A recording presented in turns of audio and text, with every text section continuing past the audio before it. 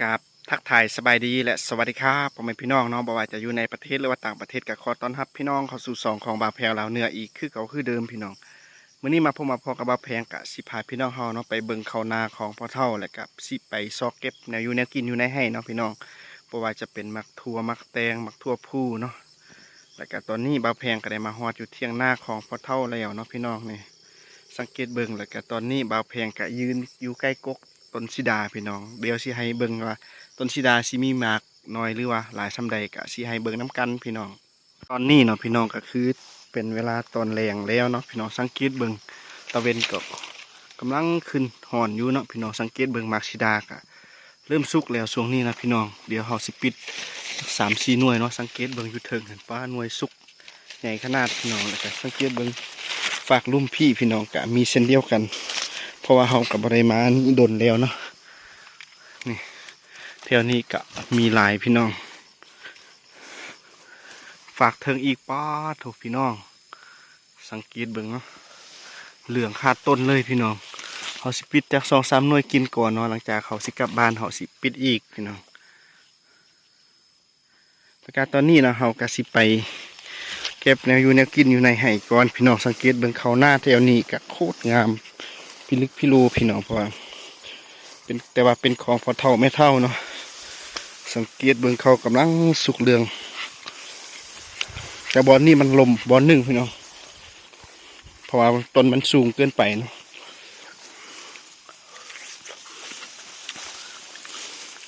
เขากะสิพาพี่น้องเขาไปเบิ่งภาพบรรยากาศในแห่ในส่วนเนาะในแห่ในหน้ายามแรงตะเวนกะแดดออกแห้งสมควรเพราะว่าตอนนี้กะเวลากะประมาณ4 โมงแรงเนาะพี่น้องอยู่รุ่มที่เราเป็นเข้าหน้าพี่น้องแล้วกันขามฟากถึงหันก็คือเป็นข้าวไห้กะงามสมควรพี่น้อง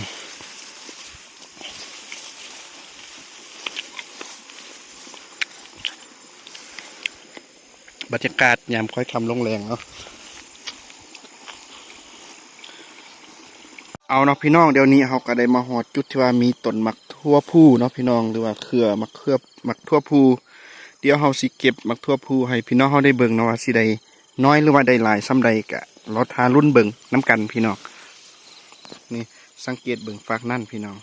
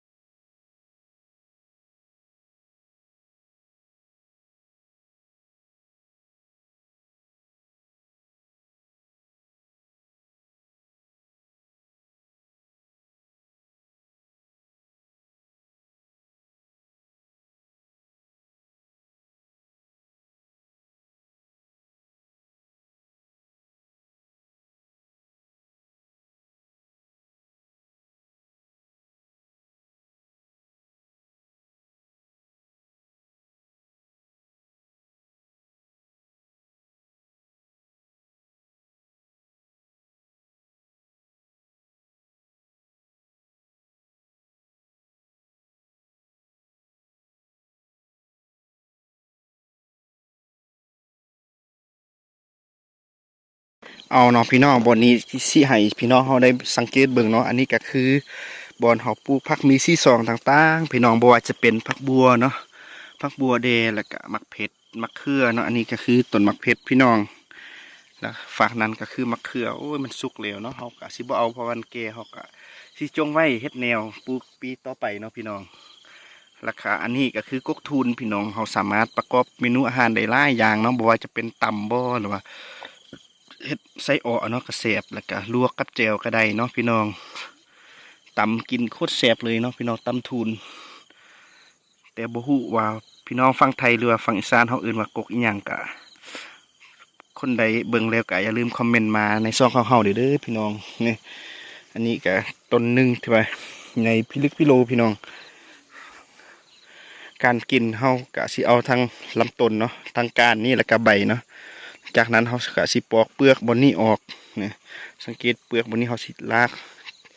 ลงไปเนาะจีกลงไปแล้วก็สิเอาแต่ทางในแล้วก็ตำส่วนหลายก็เอาเฮ็ดตำพี่น้องแซ่บกว่าเนาะใบใหญ่ๆจังซี่หั่นล่ะพี่น้องสังเกตเบิ่งเขาให้ของพอเท่าเม็ดเท่าพี่น้องก็ถือว่าดกนาสมควรเขาก็โคตรงามพี่น้องเขาหน้าเดแล้วก็ฝากนั้นก็คือเขาหน้าส่วนฝากเทิงพี่ก็คือเขาให้พี่น้องเขาก็โคตรงามพิลึกพิโลพี่น้องก็แต่ละปีเนาะเขาให้ของเพราะโบแมนเนาะเขาหน้าของพอเท่าเม็ดเท่าก็ได้ประมาณ200เป่าเนาะหรือว่า200กว่ากระสอบแต่ว่าปีนี้บ่ฮู้ว่าสิได้คือเก่าบ่ก็เราถามเบิ่ง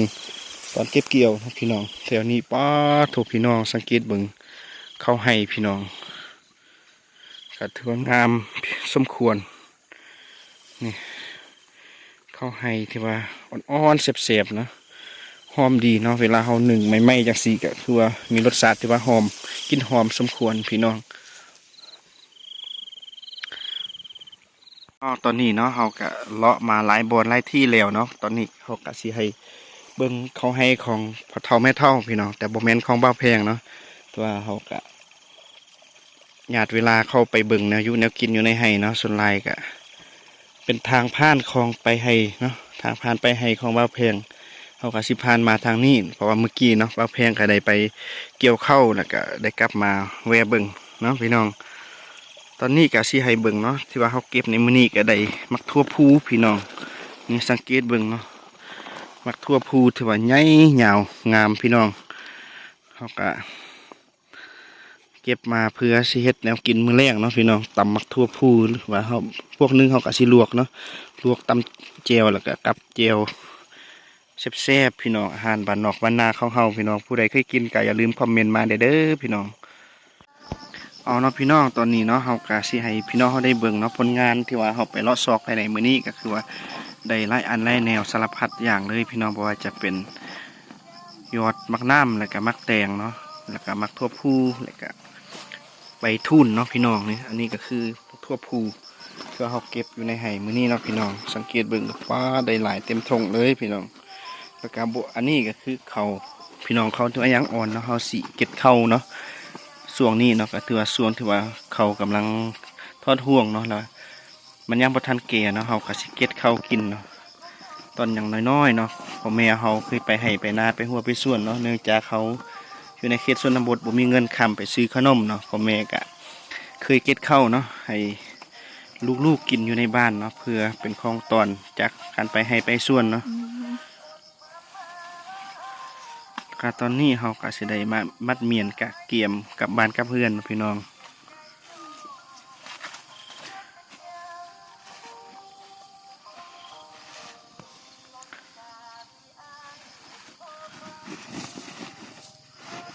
พอดีได้เต็มทงเลยพี่น้องเอาพี่น้องตอนนี้เนาะเฮากะที่ว่า